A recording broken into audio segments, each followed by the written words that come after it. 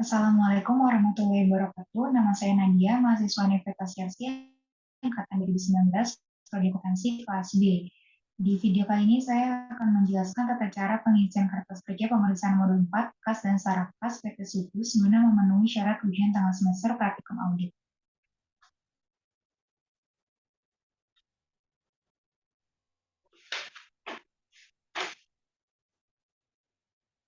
Di sini ada kuesioner berisi pernyataan umum tentang KAS dan Sarakas kecil. Nah, dan kuesioner pengendalian internal ini dapat disimpulkan bahwa sistem KAS dan Sarakas tersebut hampir baik karena di sini banyak jawaban yang sudah di-checklist. Lalu untuk prosedur audit, uji ketaatan yang pertama tentukan sampel bukti-bukti pengeluaran penerimaan kas atau bank yang akan diperiksa untuk meyakinkan keabsahan transaksi dan juga tanda tangan paragraf para pejabat. Yang kedua, yakinkan bahwa lunas untuk menghindari bukti-bukti tersebut dipakai berulang-ulang kas. Yang pertama, siapkan schedule utama dari kas dan sarakas, itu ada di indeks C, dan lakukan perhitungan kas atau kaskon secara mendadak dan serentak untuk semua jenis kas yang ada di perusahaan serta dibuatkan berita acara pemeriksaan ada di indeks C1 dan C2. Yang ketiga, yakinkan bahwa buku kas telah ditutup pertanggal pemeriksaan dan semua bukti pengeluaran dan penerimaan telah dibukukan. Ada di indeks C1 dan C2. Bandingan saldo kas menurut perhitungan kas dan saldo buku kas ada di indeks C1 dan C2.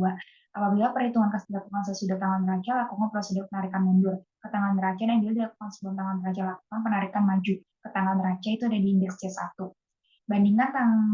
Bandingan saldo buku besar dengan saldo perhitungan kas setelah prosedur penarikan per tanggal neraca ada di indeks C1. Lalu untuk periksa dan ketujuh, periksa penjumlahan lembaran-lembaran buku kas secara uji petik. Perhatikan pemindahan saldo pada lembaran tersebut ke lembaran berikutnya. Itu di checklist sudah dilakukan ada di buku 1 halaman 52 dan 92.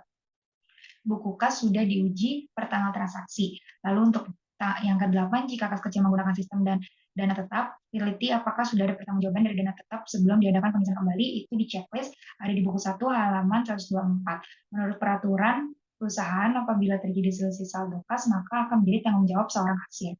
Ada kas yang di dalam mata uang asing telah dikonversikan ke dalam kurs yang benar per tanggal neraca, itu sudah dilakukan. Buat daftar koreksi yang diperlukan itu tidak dilakukan. Buat kesimpulan dan komentar hasil pemeriksaan kas yang perlu diketahui oleh para partner serta saran kepada pihak manajemen yang juga merupakan salah satu penilaian terhadap mutu audit, itu tidak dilakukan. Lalu yang bank, lakukan prosedur konfirmasi untuk semua akun bank. Bank yang masih aktif maupun yang sudah tidak aktif itu ada di indeks CC3 dan CC4. Minta dari klien hasil rekonsiliasi bank dan periksa kebenaran rekonsiliasi tersebut meliputi pencocokan saldo RK dan dengan saldo buku besar bank, pemeriksaan cek giro yang masih beredar dan setoran dalam perjalanan, itu sudah dilakukan. Yakinkan bahwa saldo bank yang dalam mata uang asing telah dikonversi ke dalam kurs yang benar per tanggal neraca, itu sudah dilakukan. Lalu yakinkan bahwa setiap pembukuan dan pendapatan rekening bank mendapat persetujuan dari pejabat dan berwenang. Mintalah informasi mengapa perlu dibuka rekening baru maupun alasan dari penutupan rekening, itu tidak dilakukan. Lalu yakinkan bahwa tidak ada locking atau window dressing dengan memeriksa bukti-bukti penerimaan dan pengeluaran akhir tanggal neraca, itu sudah dilakukan. Untuk rekening yang sudah tidak aktif, mintalah penjelasan dari klien dan sarankan untuk ditutup saja, itu tidak dilakukan. Yang ketujuh, yakinkan bahwa semua rekening di bank merupakan rekening atas nama perusahaan bukan perorangan, sudah dilakukan. Ada di buku 1 halaman 129 dan di buku halaman 130.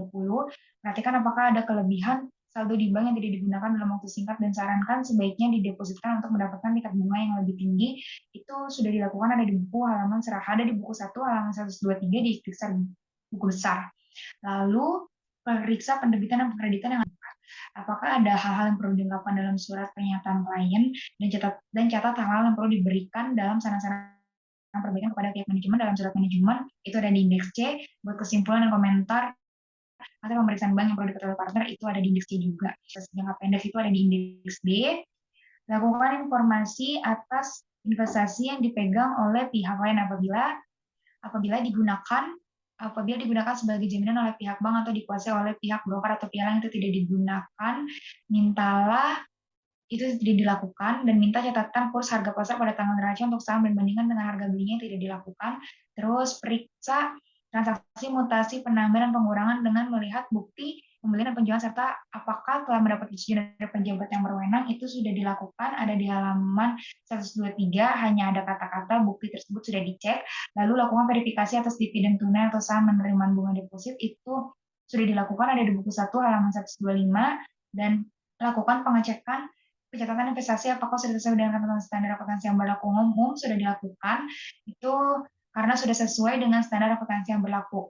Lalu perhatikan klarifikasi dari setara bahwa investasi tersebut segera akan jatuh tempo dalam 3 bulan atau kurang dari tanggal perolehannya termasuk sebagai kelompok setara kas dan tidak dijadikan sebagai jaminan. Atau jika lebih dari 3 bulan termasuk investasi jangka pendek. Nah, ini ada di indeks C. Lalu untuk jurnal koreksi di sini, jurnal koreksi untuk PT Subus periode tanggal 31 Desember 2018 diperlukan untuk memperbaiki kesalahan dalam pencatatan transaksi atau misalkan terjadinya double pencatatan. Lalu di sini kita ke Bank Lopo, WPRP C1, C2, C3, C4, dan ada per klien, dan ada pari debit kredit, dan per audit. Lalu untuk per kliennya, itu bisa dilihat di buku 1 halaman 15. Dan untuk pari debitnya ini bisa dilihat di C1 yang 19.900. Lalu untuk kas kecil ada di kredit 200, yang itu selisih uang kas. Lalu untuk C3-nya, untuk bank CAB-nya yang debit itu bisa dilihat di C3, yaitu yang bank CAB yang didebit dan bank CAB yang didebit juga ini. Lalu untuk kreditnya itu ada juga di indeks C3, yaitu yang utang usaha, yang bank CAB dan yang 2.200.000.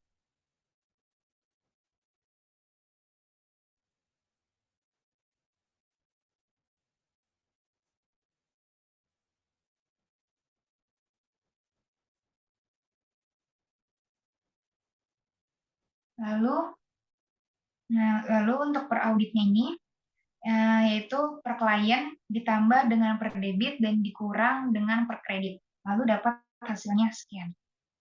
Lalu untuk C1 itu sendiri, berita acara pemeriksaan uang kas. Di sini ada PT Sugus, yang sisa uang kas menurut buku kas tanggal 31 bulan 12 2018 sebesar 3 juta.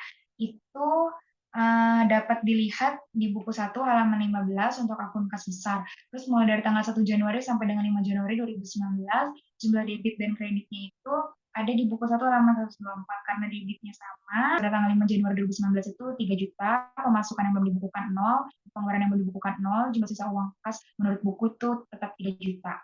Lalu uang dalam kas, di sini jumlah uang tunai sudah diketahui di buku halaman 123, sehingga jumlah uang tunainya itu sebesar 11 juta.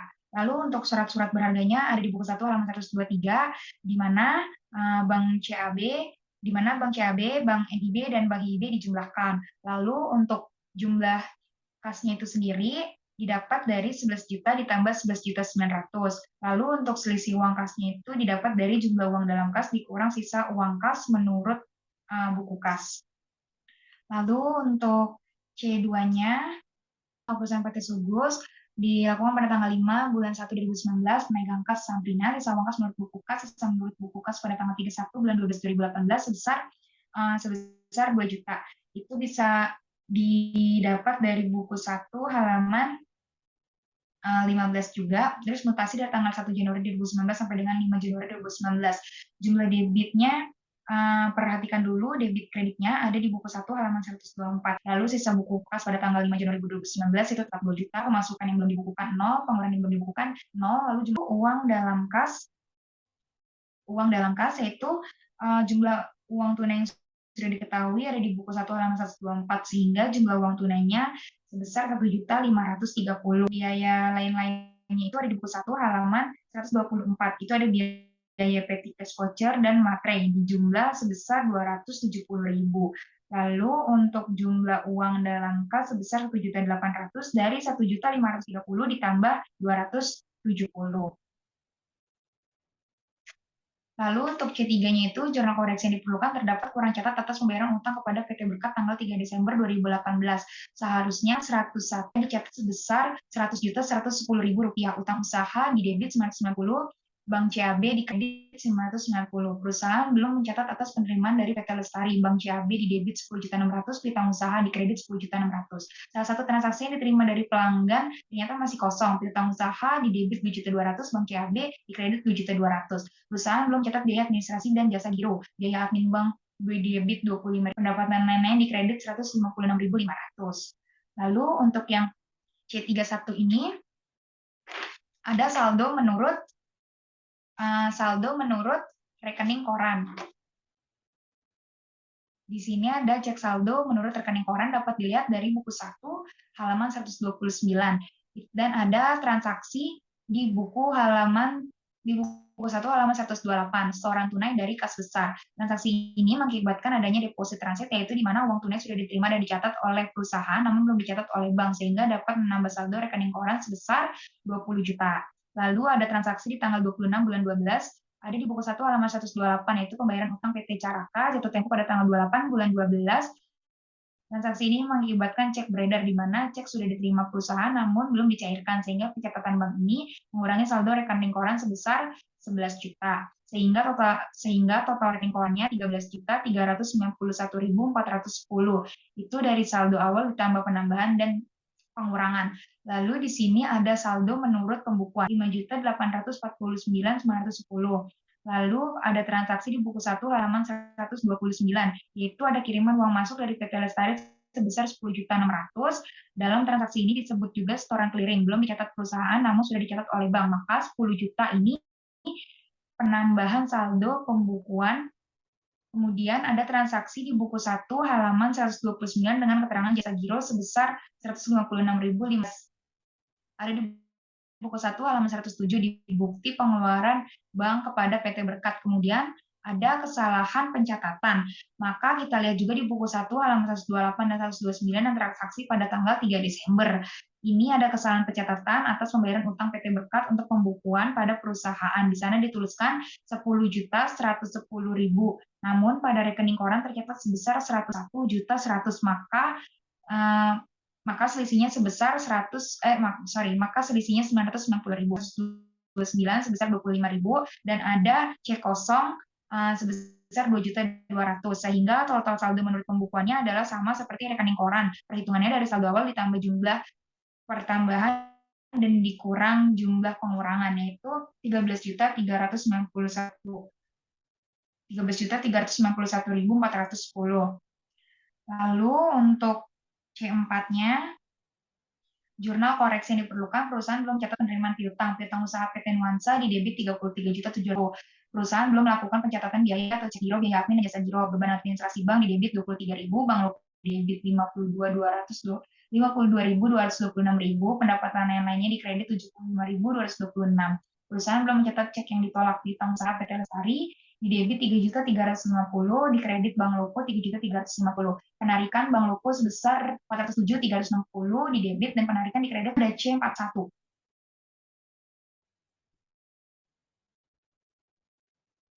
Di sini ada saldo menurut rekening koran. Ada di buku 1 halaman 130. Ada transaksi di buku 1 halaman 126, yaitu salah catat dan bukti setoran ada di buku 1 halaman 130, yaitu di rekening korannya.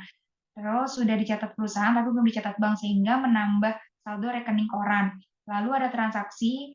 Lalu juga ada transaksi di buku 1 halaman 127 dengan keterangan setoran tunai dari kas besar. Selanjutnya ada lagi transaksi di buku 1 halaman 126 keterangannya pembayaran utang, dan selanjutnya PT Caraka.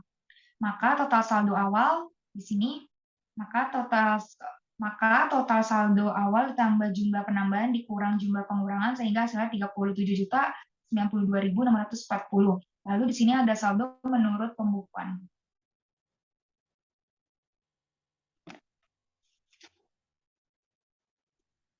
Di sini saldo menurut pembukuan buku 1 halaman 15 neraca saldo PT Subus, atau bisa juga dilihat di buku 1 halaman 127 di buku Bank Loko. Ada transaksi di buku 1 halaman 130, keterangannya setoran clearing belum dicatat oleh perusahaan namun sudah dicatat oleh Bank Loko. Lalu ada transaksi di halaman 130 biaya cek sebesar 18.000, dan ada transaksi di buku 1 halaman 130 itu biaya admin sebesar 5.000. Lalu ada transaksi tolakan clearing sebesar 3 juta, sehingga totalnya 37.092.640 sama dengan saldo menurut rekening koran. Lalu di sini ada konfirmasi Bank CAB, di sini konfirmasi Bank Loko. Lalu di sini ada indeks D.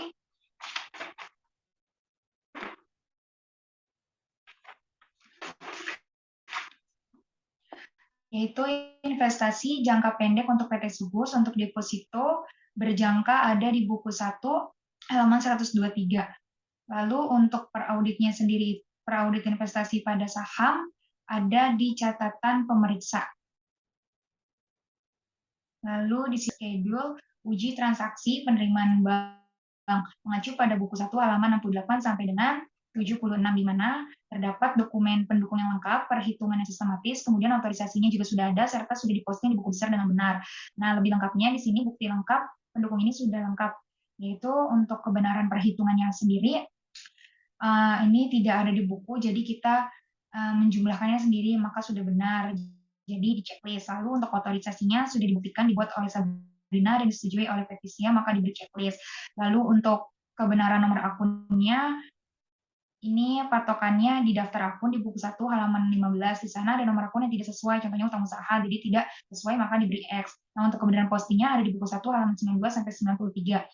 Dan buku 1 halaman 12 sampai 56. Di sana postingnya sudah dilakukan dengan benar, jadi berisi schedule uji transaksi pengeluaran bank, kelengkapan, dan kelengkapan. Lalu lengkap ini ada di buku halaman 1, ada di buku 1 halaman 68 sampai dengan 76. Perhitungan juga sudah sistematis dan otorisasinya juga sudah jelas. Lalu untuk kebenaran nomor akunnya sudah benar, lalu kebenaran postingnya ada kekeliruan. Lalu di sini ada A21. Nah, yaitu kertas kerja neraca untuk aset PT Subus. Di sini saya akan membahas kas dan setara kas dan investasi jangka panjang, jangka pendeknya saja. Lalu untuk saldo perauditnya dapat dilihat dari buku 1 halaman 13. Lalu untuk kreditnya sendiri itu ada di, untuk saldo perauditnya ini dapat dilihat di buku 1 halaman 13. Untuk perkelahiannya ada di buku 1 halaman 13. Dan untuk pare per debitnya ada di indeks C untuk jumlah yang per kredit. Lalu untuk per debitnya investasi jangka pendek ada di indeks D yang di debitnya, sehingga menghasilkan di debitnya ya, sehingga menghasilkan peraudit 1.719.500 rupiah dari perkelahian ditambah saldo per debit dikurang saldo per kredit, sehingga hasilnya segini. Lalu untuk yang A22 di sini untuk schedule kertas kerja neraca, kewajiban dan ekuitas PT Subus. Di sini saya akan menjelaskan utang usahanya. Di sini ada WPREF M1, lalu di WPREF M1 dijelaskan di indeks M1, saldo peraudit dan perkaliannya sama, ada di buku 1 halaman 13. Lalu untuk saldo per debitnya dan perkaliannya didapat di dalam modul 3, ada di indeks M1. Sehingga menghasilkan saldo per audit sebesar 1.278.926.100. Itu didapat dari perkalian dikurang debit dan ditambah kredit. Lalu untuk semua indeks yang saya buat, format dibuatnya oleh Wijaya dan diperiksa oleh nama saya sendiri, Nadia Imza, per tanggal 13 Desember 2019, kemudian diperiksa tanggal 12 Maret 2019, kecuali dengan kuesionernya yang dibuat oleh Lita. Sekian presentasi dari saya, kurang lebihnya mohon maaf. Wassalamualaikum warahmatullahi wabarakatuh.